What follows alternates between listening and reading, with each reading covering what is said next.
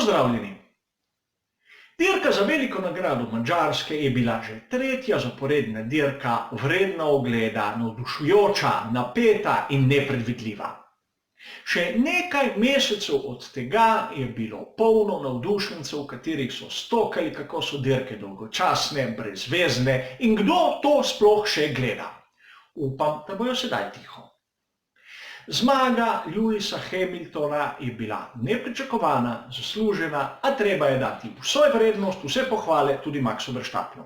Ta je naredil malodane perfektno dirko in le, bom rekel, tistem pomanjkljivosti njegovega bolida, kateri še ni na nivoju, kot je Mercedes 210, se mora kriviti, da je bil na drugem mestu.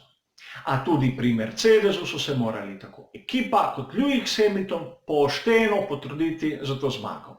Tisti postanek, tisti drugi postanek je bil genialen. Sicer izgubiti niso imeli kajti njihova prednost pred vsemi ostalimi je bila dovolj velika, da ukolikor ne bi prehitel Maxa Verstappena, bi vseeno bil drugi, a vseeno so riskirali.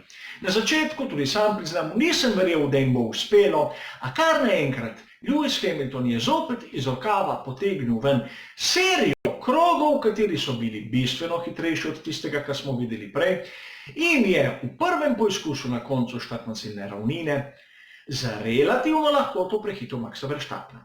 Z relativno lahkoto zato, kajti Max Verstappen mu ni odprl vrat, sicer je tudi malo zaprl svojo linijo, fair, nizka utrka, sprijaznil se je z razliko v hitrosti, a vseeno pokazal, da ni odmuh. Prva dva si zaslužita vse pohvale in sta naredila enkratno zanimivo dirko in čeprav njihov boj je bil bolj šel za desetinko na krog, za 2 desetinki, ne toliko tisto platišče o platišču, je bila ta dirka navdušujoča, ta dvoboj je bil zelo, zelo oster.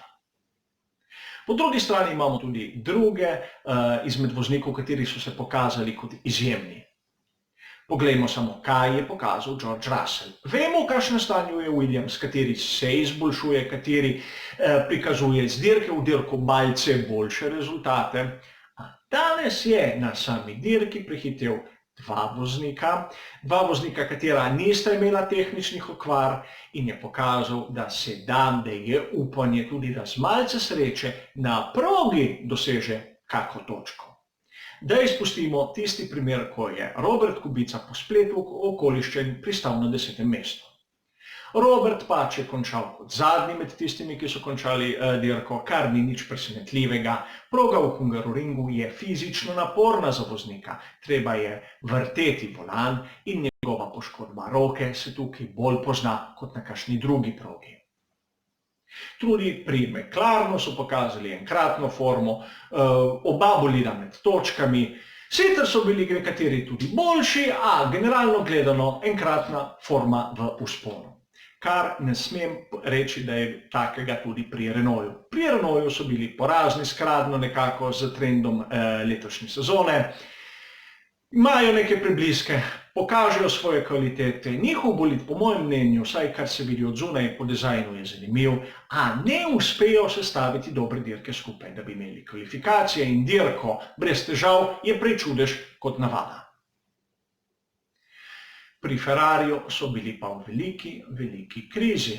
Sicer res nekdo bo rekel 3. in 4. mesto, to sploh ni slabo, a poglejmo zaostanek. Sploh nikoli nista bila ne Charles Leclerc, ne Sebastian Vettel v bistvu v boju za kako zmago.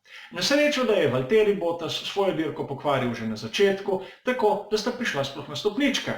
Pierre Gasly pa nikoli ni bil zares v taki formi, da bi jih ogrožal.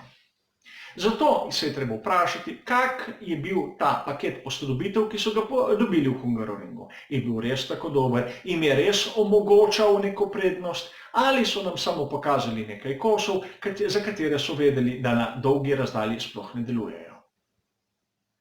Upam, da so tisti paketi, tiste posodobitve za veliko nagrado Belgije in veliko nagrado Italije bistveno boljše, da bosta bližje, če ne že vodilna, in da bo bolj oster boj za zmago na teh hitrejših progah. Tu bomo verjetno izgubili Red Bulla, kajti pogonski sklop Honda ne kaže še tiste moči, a nič ne imejmo zagotovega. Sicer sedaj je poletni premor, za naslednjo dirko se vidimo šele v septembru. Do takrat pa hvala za vašo pozornost in nasvidenje.